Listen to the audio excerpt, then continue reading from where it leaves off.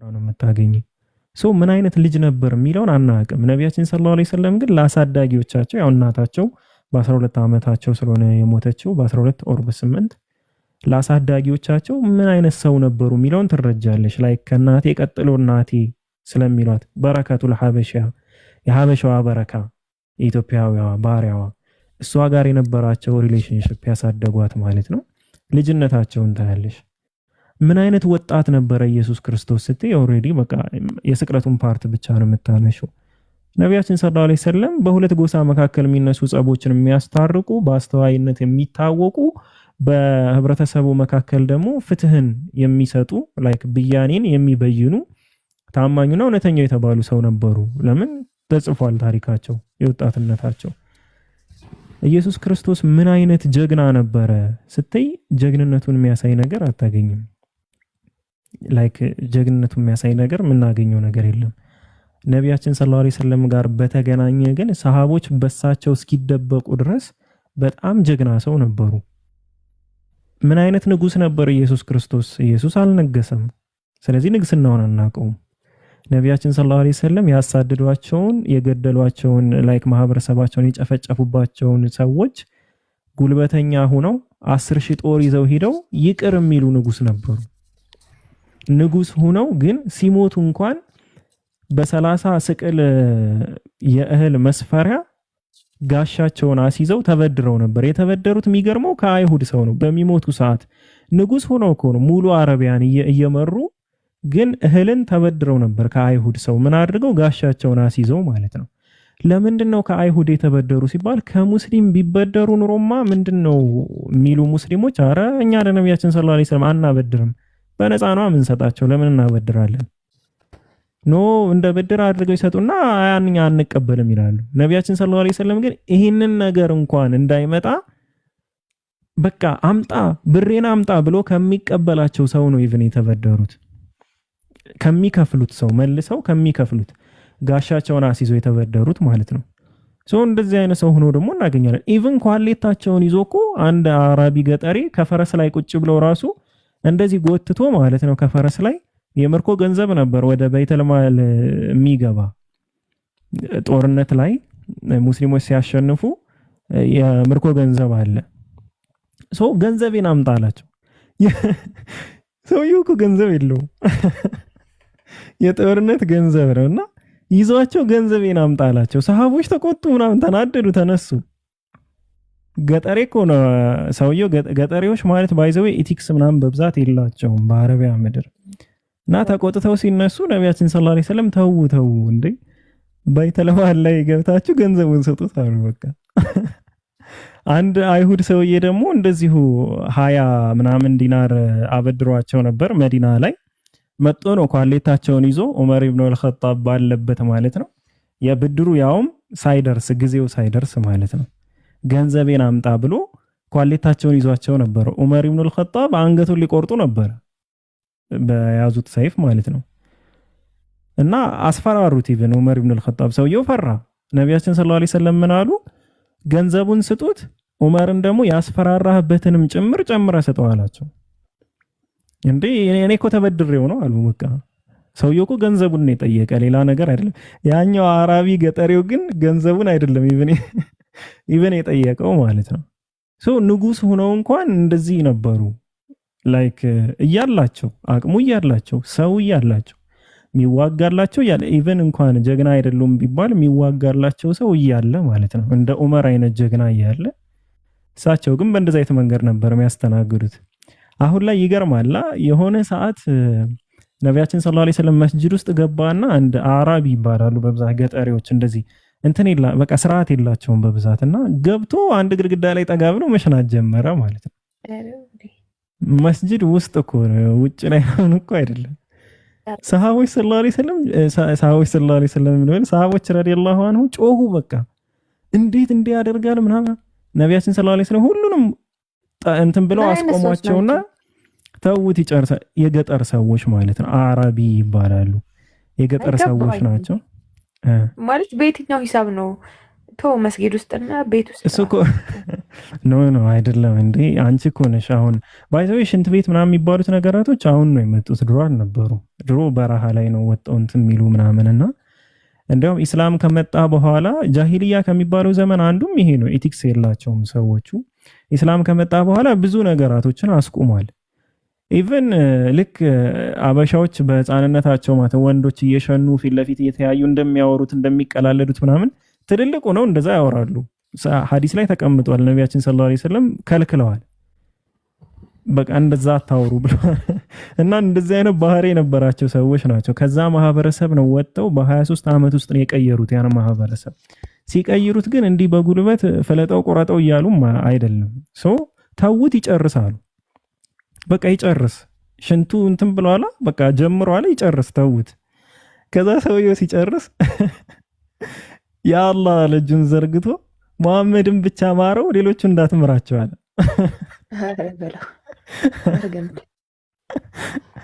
እሱም ብቻ ለየተማረው ሌሎችን እንዳትምራቸው አለ። እና ነቢያችን ሰለላሁ ዐለይሂ ወሰለምም ያው የሚያጠሃራው ውሃ ነው፣ ስለዚህ ውሃ ድፉበት አሉ። ከዛ በኋላ ሰበኩት። ያው ሰውየውም እምነትን ተቀበለ ማለት ነው። ባይዘ ኳሊታቸውን የያዘው አይሁድም ሰልሟል። እና እንደዚህ አይነት ሰዎች አሉ። በቃ የነበሩበት ማህበረሰብ አሁን ላይ እንደምናየው ኢቭን አይደለም፣ በጣም የባሱ ናቸው። በቃ አንደኛ ምንም አያፍሩም፣ አይፈሩም፣ ደፋር ናቸው። በተለይ ገጠሬ ሲባሉ ደፋር ናቸው ምናምን። እንዴት ነው በልሽ፣ አሁን ያሉት የገጠር ሰዎች በጣም ስርዓት አላቸው፣ ግን ለየት የሚያደርጋቸው ነገር በቃ ያላቸውን ነገር ለመልካም ነገር ለማዋል የሚፈልጉ ናቸው። እነዛም ገጠሬዎች እኮ እንደዚህ ናቸው። ኢቲክስ ላይ ነው ችግር የነበረባቸው። በቃ ኢቲክስ ላይ ግን በጣም ችግር ነበረባቸው። ማህበረሰቡን በ23 ዓመት ብቻ ባይዘ ይሄ ራሱ በጣም ለእኔ ትልቁ ሚራክል ምንድን ነው? ክርስትና ብለሽ ስትጠሪ ከመጽሐፈ ሄኖክ እንኳን እንጀምር ቢባል ያው ቀደምቱ ሄኖክ ስለሆነ የአዳም ዘር ከመጽሐፈ ሄኖክ እንኳን ብንጀምር እስከ ወንጌላት ድረስ ያለውን እድሜ ብናሰላ ኦልሞስት በጣም ብዙ ሺህ ዓመት ነው። ለብዙ ሺህ ዓመት የቆየ መጽሐፍ 81 መጽሐፍ ምናምን ይላሉ ክርስቲያኖች ምናምን። አዎ ብዙ ሺህ ዓመት ነው። እሺ መጽሐፉ ጥሩ። ወደ ሂንዱ ስንመጣ 5000 ዓመት ያለፈው ነው መጽሐፉ። እስቲል ግን አፕዴት እየሆነ የተለያዩ መጽሐፎች የተጨመሩበት ብዙ መጽሐፎች አሏቸው። ነቢያችን ሰለላሁ ዐለይሂ ወሰለም ላይ ግን ስንመጣ 23 ዓመት ብቻ ነው ያስተማሩ። ግን ሁለቱን አስቀምጠሽ ተመሳሳይ ጥያቄዎችን ብታቀርቢላቸው የሚመለሰው በአጥጋቢ መልስ የሚመለሰው ኢስላም ላይ ብቻ ነው። 23 ዓመት ብቻ ባስተማሩት አንድ ሰው ማለት ነው አብዛኛውም ጥያቄዎች የሚመለሰው። ስለዚህ ዓለም ላይ ፕሮፓጋንዳ እየተሰራበት ያለው ትክክለኛ እና ቀጥተኛው እምነት ስለሆነ ነው እያልከኝ ነው? አዎ እሱ ነው አሪፍ ገለጻ ነው። እንደዛ ነው። በእርግጥ ግን አላህ Subhanahu Wa Ta'ala ደግሞ እያንዳንዱን መጥፎ አጋጣሚዎች ወደ ጥሩ ነገሮች ይጠቀምባቸዋል። ዓለም ላይ ፕሮፓጋንዳ ባይሰራበት ኖሮም ብዙ ሰው ያው አብዛኛውም ጽንፍ የሆነ ጥላቻ ያለው ሰው አለ፣ ባለማወቅም ሊሆን ይችላል። አብዛኛውም ደግሞ በዛ ሰበብ አውቆታል። ከ9/11 በኋላ እኮ ነው እስልምና በጣም የሰፋው። እሱ ማን ኦሳማ ቢንላደን አፈንድቷቸዋል ከተባሉ 2 ህንጻዎች የአሜሪካ ህንጻዎች በኋላ ኢስላም ምንድን ነው የሚለው ነገር በጣም ይፋ ወጣና ከዛ በኋላ ነው ይበልጥ ምን ያደረገ የተስፋፋው። ለዚህ ደግሞ አላህ Subhanahu Wa Ta'ala ራሱ ቁርአን ላይ ተናግሯል። የአላህን ብርሃን በአፎቻቸው ሊያጠፉ ይፈልጋሉ፣ እነርሱ ከሃዲያን ቢጠሉም አላህ ግን ብርሃኑን ይሞላዋል አለ። ይሄ ገና በነቢያችን ዘመን አላህ Subhanahu Wa Ta'ala ቁርአን ላይ የተናገረው ነገር ነው። ይለፋሉ፣ ይተጋሉ፣ ምን ሊያደርጉ? የአላህን ብርሃን በምናቸው በአፎቻቸው ሊያጠፉ ይለፋሉ። ከሃዲያን ቢጠሉም ግን አላህ ግን ብርሃኑን ይሞላዋል። በቃ አሁን እኮ እዚህ ጋር እኮ ብዙ ሰዎች እናውቃለን ባይዘው ባህሪያቸው የተቀየረ። አሁን ረያን እኔ ሳቀው ረያን አሁን የሰለመው ማለት ነው። እኔ ሳቀው እስልምና ላይ መጥፎ ኮሜንት ሲጽፍ ነው የማውቀው። ከዛ የሆነ ሰዓት ተቀይሮ አየሁትና አንተ ልጅ ባህሪ ተስተካከለ እንዲህ እኮ አልነበርክም ምናምን አልኩት። ሬነር ማለት ነው ሬነር ነበር ያኔ። እኔ መጥፎ ኮሜንት ጽፌ አላውቅም። አንቺማ ገና የሳምንት ሰው ነሽ እኮ። አሁን ትክክለኛ እምነት ልብሽ ውስጥ ካለ ፍላጎት እና የመፈለግ አድቫንስ ካለሽ ሶ አሁን እያየሻቸው ያሉ አጋጣሚዎች በጠቅላላ አንቺን ወደ መልካም መንገድ ለመምራት አላህ Subhanahu Wa Ta'ala እያደረገው ያለው ነገር ነው ማለት ነው። ገባሽ? አንቺ ቢሄቨሪ ምሳድና መጥፎ ነገር መናገር የምወድ አይነት ሰውም የሚቀለኝ አይነት ሰውም ስላልሆንኩኝ ነው። አይ ታስታውቂያለሽ፣ ወይዘ አንቺ ዱላ ነው የሚቀርብሽ ከመጥፎ ቃል ይልቅ እንትን እርምጃ ልትሰነዝሪ ምናምን ነው የምትይው እንጂ ባይዘይ ሰው አእምሮ ሲነካ ወደ ስድብ የሚገባው ብዙ ጊዜ እንደዛ ነው። እኔ አሁን የዛሬ 8-9 ዓመት ፌስቡክ ላይ እንትንል ነበር እጽፍ ነበር። ያው ኢስላምን በጥላቻ ነበር የምጽፈው እኔም ፌስቡክ ላይ ማለት ነው። የዛሬ 8-9 ዓመት ምናምን አካባቢ። ከዛ በስራ ምክንያት ጠፋው። የሆነ ጊዜ ላይ መጣው። ስመጣ ግን ላይክ ፍሪ ሁኜ ተመለስኩ። ማለት አእምሮዬን ፍሪ አድርጌ ከሃይማኖት ነፃ ሁኜ ምናምን ነገር ነው የመጣሁት ወደ ቲክቶክ ልልሽ ነው። እና ረያን አሁን በጥሩ ባህሪ የሚያውቁት ልጅ ቢሆንም የኔ ትውስታ ግን እንደዛ አይደለም። ሰው ለውጡን ስላየው እኔም ኢቭን በውስጥ መስመር ካወራኋቸው ሰዎች ውስጥ ዋነኛው ረያን መሰለኝ። ረያን ጋር ብዙ አውርቻለሁ ከጃ ቀጥሎ ማለት ነው። ጃን እንኳን አንድ መስመር ላይ ነው የተገናኘ ነው። ኤኒዌይስ ምልልሽ ነው ዛሬ ያወቅሻቸው ነገሮች አሉ፣ ያለ ምክንያት አይደለም። ሁሉም በየቀኑ የምታውቂው ነገር ዝም ብሎ ያለ ምክንያት የሚመጡ ነገሮች አይደሉም። እየፈለግሽ ከሆነ ለዛ ዓላማ ይሆናል።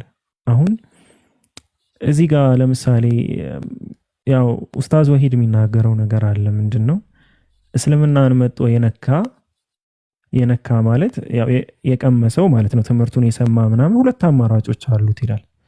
አንደኛው ወይ መስለም ነው፣ ሁለተኛው መጨለል ነው አለ። አሁን ለሁለቱም የሚሆኑ ምሳሌዎችን እኔ ልሰጥሽ እችላለሁ። ለምሳሌ ከሰለሙት አንቺማ ቆይ ገና እየነካሽው ነው።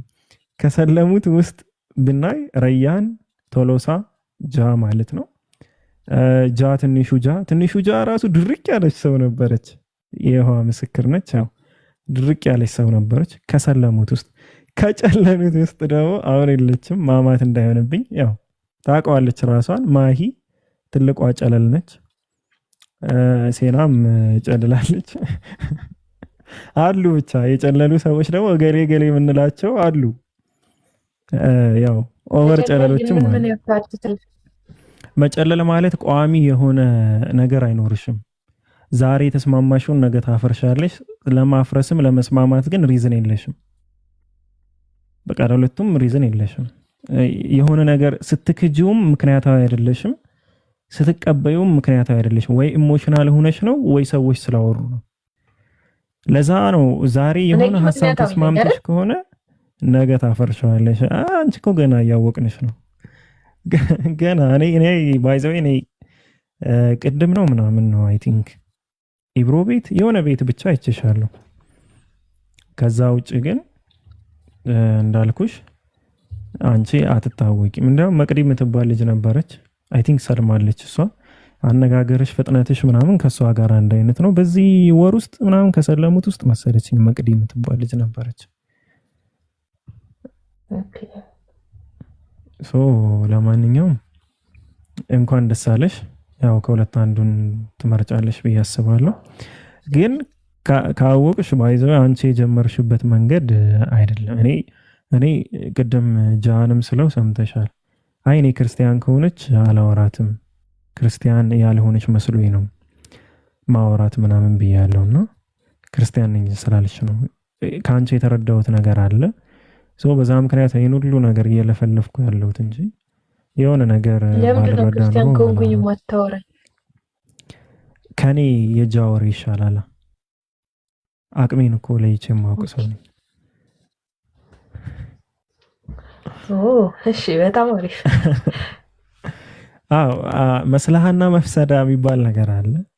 ምንድነው የሚጠቅመውንና የሚጎዳውን ታመዛዝኝና እኔ ባወራት ነው የሚጠቅማት ወይስ እኔ ብጠይቅ ነው ጃ ቢጠይቅ ነው የሚጠቅማት ለሷ ብያስብና ጃ ቢጠይቅ ከሆነ የሚጠቅምሽ ጃን አስቀድማለሁ። እኔ ብጠይቅ ከሆነ ደግሞ የሚጠቅም እኔ መጠየቅን አስቀድማለሁ። የሆነ ጥያቄ ስትጠይቂም መልስ ጋርም በተገናኘ እንደዛው ነው። አሚር የሚመልስበት መንገድ የተሻለ ነው ብዬ ካመንኩ ወደ አሚር አሳልፈዋለሁ፣ ኢቭን መልሱን ባውቀውም ማለት ነው። ያው መልስ ማወቅ ብቻውን መመለስ ስላልሆነ ትንሹ ጃም ከሆነ ብዬ ሼጄም ከሆነ ብዬ አሳልፋለሁ። ስለዚህ ምንድነው ያው ሰዎች ብዙ መጽሐፍትን ያነባሉ፣ እኛ ግን ሰዎችን እናነባለን ይላል። የኔ አነጋገር ነች፣ ጻፏት። አቤት እውቀት!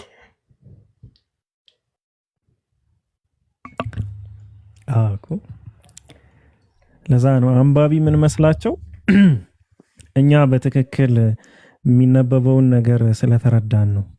ብዙ ሰዎች ደግሞ የሚነበበውን ነገር አልተረዱምና የሽማግሌን ምክር ሁሉ አትመን ጅልም ሰው ያረጃል ይባላል። እና እውነት ነው። ሰው ሽማግሌ ነው ብለሽ ዝም ብለሽ ምክር አትውሰጂ፣ ጅልም ሰው ያረጃል። ማረች ኦኬ ቴንኪው፣ በጣም አመሰግናለሁ። በጣም አሪፍ ፖይንት ነው ይሄ። ለዛ ነው እና ብዙዎቹ መጽሐፍ ስላነበቡ የገባቸው ይመስላቸዋል። ከመጽሐፍ በላይ ግን የሰውን ቦታ ማወቅና ሰዎችን ማንበቡ ሞር የተሻለ ውጤታማነት አለው ልሻለሁ። እሺ ክርስቲያኖች ካላችሁ ሪኩዌስት ላኩ። ጥያቄ ያላችሁ ሙስሊሞች ደግሞ 1 ቁጥር ጻፉ። ወደ ድሮ ካራክተር ልመለስና ላስተናግዳችሁ። ፒኬ ሲራ እስኪለቅ እንዴት እንደቸኮልኩ። እኔ ሲራ የምሰራበት ሰዓት ትንሽ ራቅ ይላለሽ ሀባይብ፣ ቀላል ስላልሆነ ማለት ነው። ብርክቲ ግን እኔ ፕሮፋይል ውስጥ ገብተሽ ዩቲዩብ ቻናል አለኝ፣ እሱንም ፎሎ ሰብስክራይብ ታደርጊያለሽ። ቻናል ውስጥ ገብተሽ ግን ማንን ነው የምታመልኩት የሚልና ይቺ ሴት ማነች የሚል 2 ቪዲዮ አለ። እሱን ይኸው ጋብዝሻለሁ። ማንን ነው የምታመልኩት የሚለው እስከ 4 እስከ 5 ፓርት አለው። እሱን ዩቲዩብ ላይ ትጨርሻለሽ። መጀመሪያ ግን እሱን ይኸው። እሺ አይዋለሁ። እሺ ሙኒራ ገብተሻል። ሙኒራ አለሽ? አሎ ሰላም አለይኩም ወራህመቱላሂ ወበረካቱ። ወአለይኩም ሰላም ወራህመቱላሂ ወበረካቱ። እንትን አንድ ጥያቄ ነበረኝ። እኔ ግን ሙስሊም ነኝ፣ ግን በክርስትና ዙሪያ የሆነ ጥያቄ ነበረኝ እና ጠፍቶብሽ ነው አሁን? አብሽር ይመልስልሻለሁ፣ ችግር የለውም ጠይቂ። እሺ እንትን ከመጀመሪያው እህቴ እንደ ሲህር ነገር ታማለች። የመጀመሪያ እህታችን ናት፣ ትልቅ ናት፣ የመጀመሪያ እህታችን ናት እና ረጅም ጊዜ ነው የታመመችው። ከዛ አንድ ጎረቤት አይደለም ሙኒራ፣ አይ ፈትዋ ሳይሆን እሺ ባጭሩ ማለት ነው ስለሆነ ነገር ተነግሯት ታሪኩ። ከዛ አንዷ ክርስቲያን ደግሞ ምን ብላ ትመልስልናለች? እና ለምን ያቄስን እኮ ሲጠይቃችሁ እሺ ብትሉት ኖሮ ለምን እኛ ምን ከለክላታለን? እናቴ በጣም እንድትድን ስለምትፈልግ ሰው ደግሞ ሀሳብ ይሰጣል። ከዛም ከዚህም ሀሳብ ይሰጣል። ቸርቹ ሰጃት፣ ቤተክርስቲያን ትጠበቅ ምናምን ይላሉ ክርስቲያኖች ማለት ነው። ከዛ እንደዚህ ታሪኩን ስነግራት አንድ ክርስቲያን ናት እና በቅርብ ጊዜ ያ ቄስ እኮ እንዳለችሽ የሆነ ገዳም ሩቅ ቦታ የሆነ ያለ አይደለ እንትን የሚሉበት እየሄዱ ሳምንት ምናምን ቆይተው የሚመጡበት ነገር ሩቅ ነገር ማለት ነው። ከዛ ገዳም መሰለኝ አይደል? ስንት ፓርት አለው ግን? እኔ በጣም ያረዘመሽ። አይ በቃ ይሄ ሁሉ ነገር ነው። ከዛ በኋላ እየጨረስኩ ነው። ከዛ በኋላ ያን ቄስ እኮ እሺ ብትይው ኖሮ ቄስ እኮ ያስራልም ይፈታልም። ያ ቄስ እሺ ብትይው ኖሮ እኮ እስካሁን ድና ነበር አለችኝ እና ሀሳብ ውስጥ ገባው ከማውራት ላስብ እስቲ ብዬ ከዛ አስባስብና አይጠይቃታለሁ ብዬ ቆይ ይፈታል ይሁን እሺ ይፈታል ምናልባት ያድናል ሊሆን ይችላል ያስራል ምንድን ነው ብዬ ጠየኳት እና አሉባልታ ነው ዝም አለችኝ። ከዛ ዝም ስትለኝ ግራ ገባኝ። እኔ ደግሞ ያስራል ምንድን ነው የሚለውን ጥያቄ ግራ ቄስ እኮ ማለት የክርስትና አስተማሪ ነው። ጀኒውን አሁን እንዴት መሰለሽ ብዙ አይነት ሲስተም አለ። አንደኛው ባይዘይ በቄሶች ብቻ ሳይሆን አንዳንድ ሩቃ እንቀራለን የሚሉ ሰዎች ጋርም ጭምር የሚታዩ ችግሮች አሉ። እነሱ ነገር ምንድነው? ዲሌ ያደርጋሉ። ከምኑ ጋር ከአጋንንቱ ጋር ዲሌ ያደርጋሉ። ለ2 ዓመት እንዲጠፋ ሊሆን ይችላል፣ ለዓመት እንዲጠፋ ሊሆን ይችላል። ያ ዲል ሊፈጽሙና ስምምነት ማለት ነው። ጸጥ ይላል። ዓመቱን ሙሉ አይመጣም። ያ አጋንንት ጸጥ ይላል። ልክ ዲሉ ሲያልቅ ግን ይመጣል ተመልሶ። ከዛ ተመልሳ አሁንም ይች ልጅ መዳን አለባት ተብሎ ወደዚሁ ሰው ነው የምትወሰደው።